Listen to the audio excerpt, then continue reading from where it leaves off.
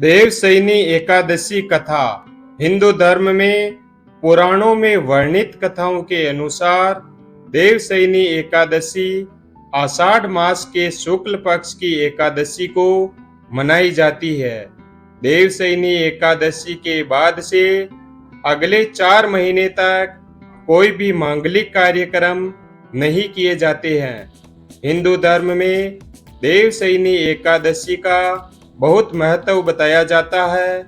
माना जाता है कि इस दिन से भगवान विष्णु योग निद्रा में चले जाते हैं, जो कार्तिक मास के शुक्ल पक्ष की एकादशी को योग निद्रा से उठते हैं। एक बार देव ऋषि नारद ने ब्रह्मा जी से देवशयनी एकादशी के बारे में जानने की उत्सुकता प्रकट की।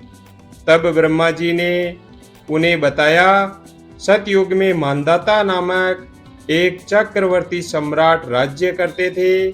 उनके राज्य में प्रजा बहुत सुखी थी और प्रजा को अपने पुत्र की तरह प्यार करते थे, किंतु भविष्य में क्या हो जाए यह कोई नहीं जानता। इसलिए वे भी इस बात से अनजान थे कि उनके राज्य में शीघ्र ही भयंकर अकाल पड़ने वाला है। उनके राज्य में पूरे 3 वर्ष तक वर्षा न होने के कारण भयंकर अकाल पड़ गया। इस अकाल से चारों ओर त्राही त्राही मच गई। धर्म पक्ष के यज्ञ, हवन, पिंडदान, कथा, व्रत आदि में कमी हो गई। जब मुसीबत पड़ी हो तो धार्मिक कार्यों में प्राणी की रुचि कहाँ रह जाती है। प्रजा ने राजा के पास जाकर अपनी वेदना प्रकट की। राजा मांधाता तो इस स्थिति को लेकर पहले से ही दुखी थे। वे सोचने लगे कि आखिर मैंने ऐसा कौन सा पाप किया है जिसका दंड मुझे इस रूप में मिल रहा है। फिर इस कष्ट से मुक्ति पाने के लिए राजा मांधाता सेना को लेकर जंगल की ओर चल दिए। वहां विचरण करते करते एक दिन वे ब्रह्मा जी के पुत्र अंगिरा ऋषि के आश्रम में पहुंचे और उन्हें प्रणाम किया। ऋषिवर ने जंगल में विचरने व अपने आश्रम में आने का प्रयोजन जानना चाहा। राजा ने हाथ जोड़कर विनीत भाव से कहा कि हे ऋषि श्रेष्ठ, सब प्रकार से धर्म पालन करने पर भी मेरे राज्य में अकाल पड़ गया है। इससे प्रजा अत्यंत दुखी है।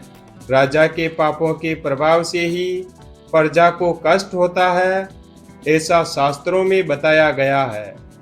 जब मैं धर्मानुसार राज्य करता हूँ तो मेरे राज्य में अकाल कैसे पड़ गया, इसके कारण का पता मुझको अभी तक नहीं चल सका।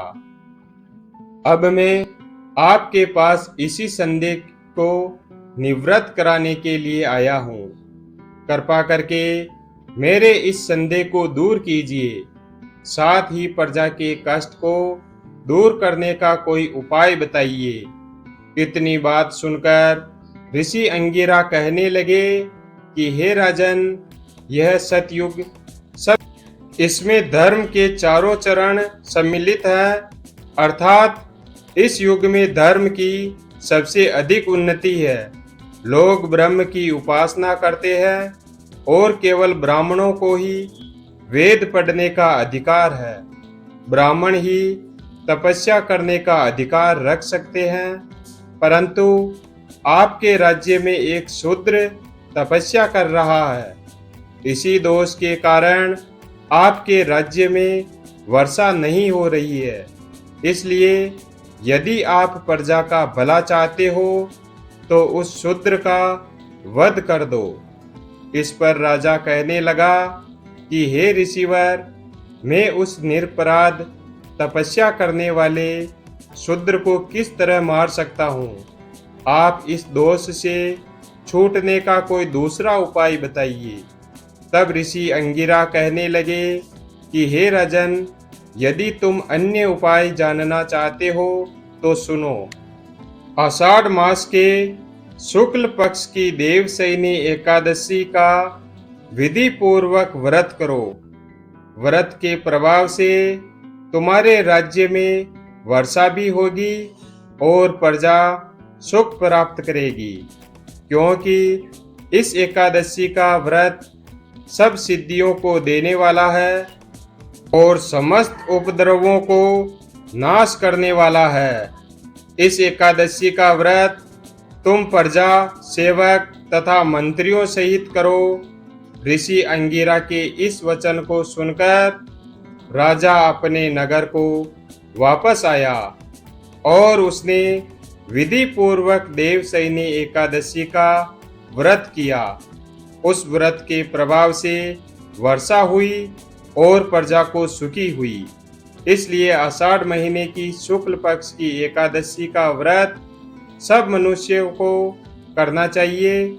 यह व्रत इस लोक में भोग और परलोक में मुक्ति को देने वाला है। इस कथा को पढ़ने और सुनने से मनुष्य के समस्त पापों का नाश होता है।